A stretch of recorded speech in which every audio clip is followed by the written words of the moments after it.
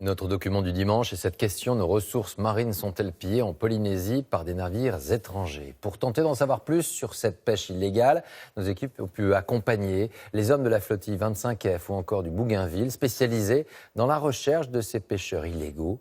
Ils sont notamment chinois. Hakim Abdelkalek avec Patrick Singzing. Ce matin-là, c'est un pêcheur en colère qui prend la mer au large de Papeete. Ce pilier de la pêche locale en est convaincu. Les eaux polynésiennes sont pillées par des flottilles étrangères qui viennent pêcher illégalement dans ces eaux françaises. Il y a à peine 10 ans, on trouve des poissons suspendus au bord de la route à bon marché. Aujourd'hui, il n'y en a plus, on n'en voit plus. Notre zone est pillée. Alors les eaux françaises de Polynésie sont-elles vraiment pillées? Plusieurs fois par mois, les hommes de la flottille 25F embarquent à bord d'un gardien à la recherche de pêcheurs illégaux. Les forces armées en Polynésie française surveillent une zone grande comme toute l'Europe. Au large des Marquises apparaît un premier bateau de pêche. Il est chinois. Immédiatement, il est pris en photo. À quelques nautiques, un autre palangrier, venu pêcher du thon, lui aussi chinois. Il est orienté au 2,80, il est à l'arrière. À l'arrière de l'appareil, les radars et les satellites analysent la position exacte des bateaux. Les pêcheurs savent parfaitement ce qu'ils font.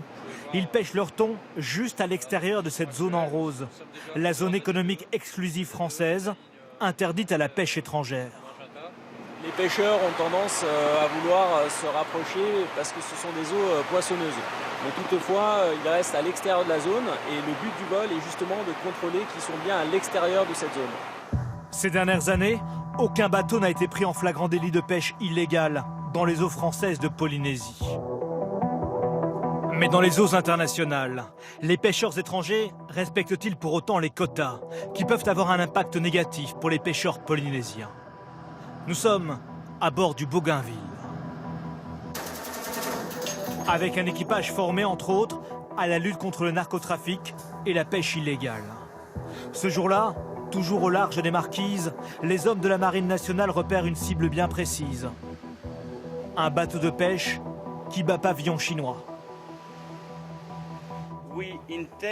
Nous avons l'intention de monter à bord et de faire une inspection. Est-ce que vous comprenez?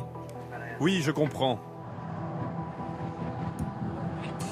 Aussitôt, une dizaine d'hommes embarquent sur un Zodiac. Pour l'investigation, je rappelle, pas de palpation sur le second, vous demandez du gaz sur les poches, à l'arrière vous fouillez les poches, mais rien de plus. Anti-protection, pas de fouille du tout, pour récupérer l'externement. Bien reçu. Le bateau semble hors d'âge. Face à eux, des dizaines de pêcheurs, souvent partis pour des campagnes de plus d'1 an.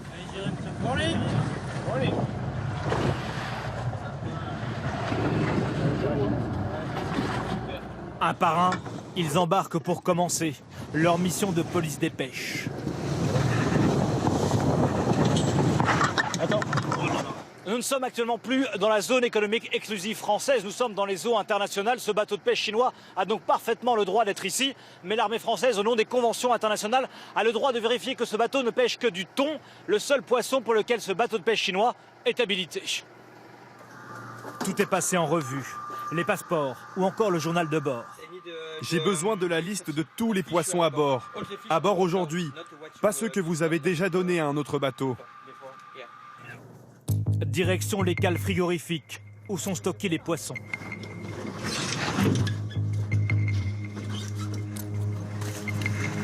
Les hommes de la Marine nationale tombent d'abord sur ces tonnes de thon, dont la pêche est bien autorisée. This is tuna. This? Tuna. Tuna, ok. Mais ils découvrent ensuite ces stocks d'espadons. Puis dans cette pièce, tombent sur des tonnes de requins. Mais c'est shark?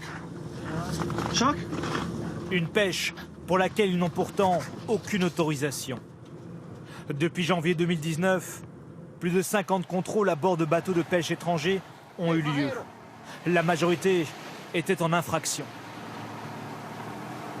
Moi j'ai rédigé un PV, donc le PV il en a une copie, j'en ai une copie, que j'enverrai à terre. À terre, on verra l'étape pavillonnaire qui décidera ensuite des sanctions à mettre sur son navire. Ça peut être des restrictions sur les pêches, des amendes, ça peut aller jusqu'à l'interdiction de pêcher dans la zone.